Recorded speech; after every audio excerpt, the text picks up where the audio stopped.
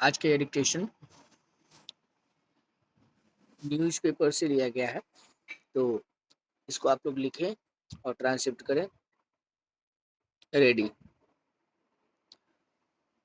भारतीय नौसेना के लिए स्वदेशी तकनीक से विकसित पनडुब्बी रोधी युद्धपोत माहे का बेड़े में शामिल होना आत्मनिर्भर भारत अभियान का एक ऐतिहासिक कदम है। 78 मीटर लंबा यह युद्धपोत 80% स्वदेशी उपकरणों से युक्त है, जो भारतीय तटीय क्षेत्रों की सुरक्षा के लिए टॉरपीडो, रॉकेट और सोनार सिस्टम से लैस है। इसके आगमन से नौसेना की सुरक्षा और गश्त की क्षमता में अभूतपूर्व बढ़ोतरी हुई है, जो भारत की बढ़ती सामुद्रिक शक्ति को दर्शाता है। शिक्षा के क्षेत्र में केरल सरकार द्वारा प्रधानमंत्री श्री स्कूल्स योजना के साथ समझौता कर राज्य के विद्यालयों के लिए 1,446 करोड़ रुपए की केंद्रीय सहायता प्राप्त करने का लक्ष्य रखा गया है, जिससे नेशनल एजुकेशन पॉलिसी 2020 के कार्यान्वयन और सरकारी स्कूलों की गुणवत्ता में क्रांतिकारी सुधार देखने को मिलेगा, जिससे लाखों छात्रों को आधुनिक शिक्षा मिलेगी।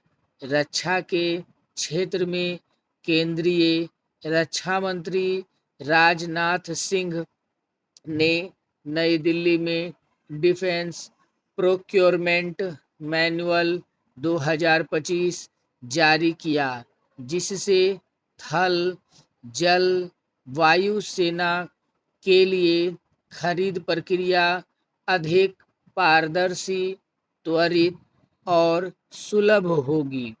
इस नए मैनुअल में सामान या सेवाओं की डिलीवरी में देरी के लिए जुर्माने की शर्तों को भी यथावत रखा गया है, जिससे अनुशासनिक प्रक्रिया बनी रहे।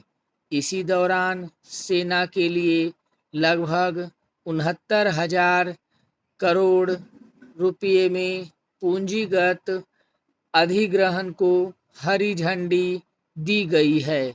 विज्ञान के क्षेत्र में कोचीन शिपयार्ड द्वारा निर्मित पहला माहेपोत भारतीय नौसेना को सौंपा गया, जो सेलो वाटर और तटीय सुरक्षा में वैश्विक मानकों के अनुरूप है और गहरे समुद्री क्षेत्रों में दुश्मन की पनडुब्बियों का पता लगाने और त्वरित कार्रवाई करने में सक्षम है।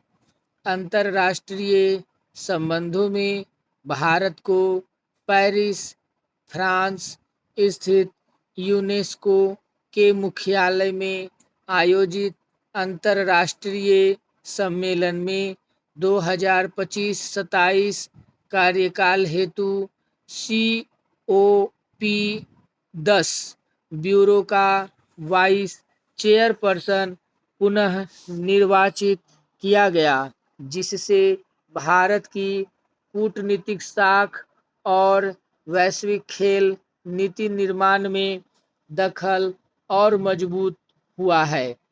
उसी क्रम में भारत ने नाइजीरिया सरकार के साथ मिलकर अफ्रीका के दूसरे IIT कैंपस की स्थापना हेतु सहमति की, जिससे भारत अफ्रीका शिक्षा और तकनीक साझेदारी एक नए स्तर पर पहुंचेगी।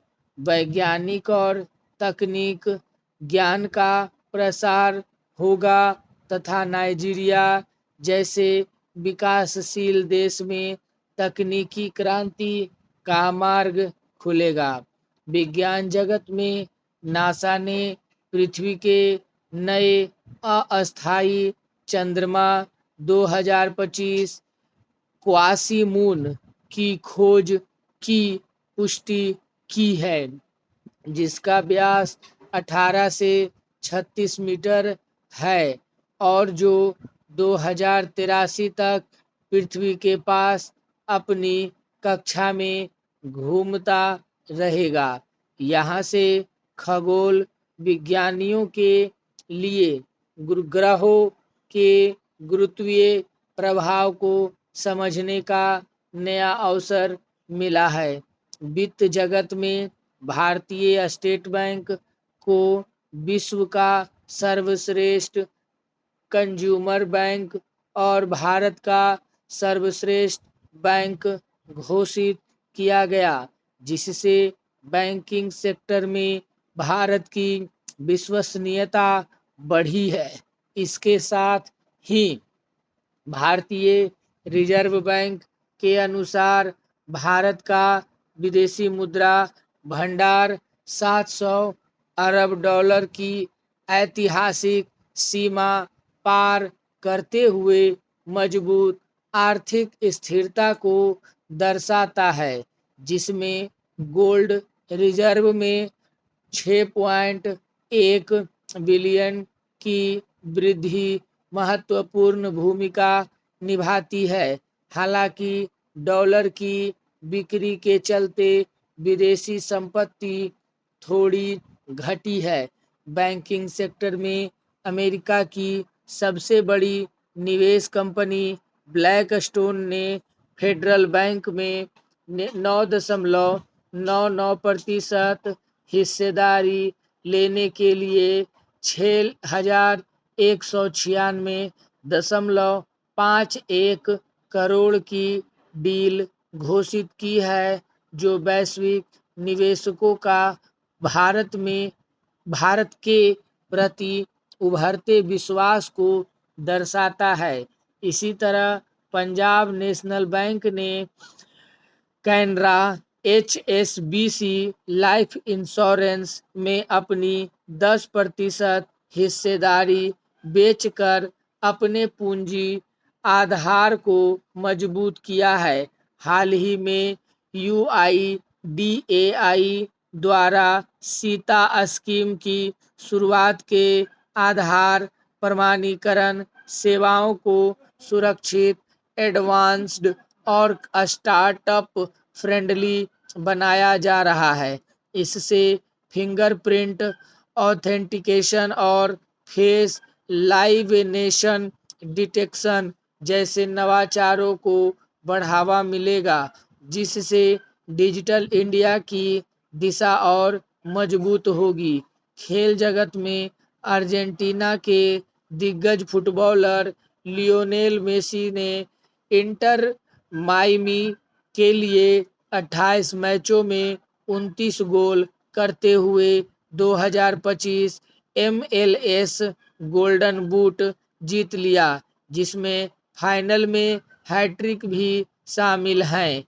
यह उपलब्धि उन्हें सीजन का MVP भी बना सकती है। वहीं राष्ट्रीय सुरक्षा में ITBP का 64वां स्थापना दिवस मनाया गया, जो देश की सीमाओं की रक्षा, आपदा प्रबंधन और एवरेस्ट विजय जैसे अभियान चलाने के लिए प्रसिद्ध है। इसी के साथ संयुक्त राष्ट्र दिवस व वर्ल्ड डेवलपमेंट इंफॉर्मेशन डे मनाया गया, जिनका विशेष थीम शिक्षा भविष्य बताती है रहा, जिससे सतत विकास और अंतर्राष्ट्रीय सहयोग तथा सूचना प्रसार की महत्ता पर बल दिया गया।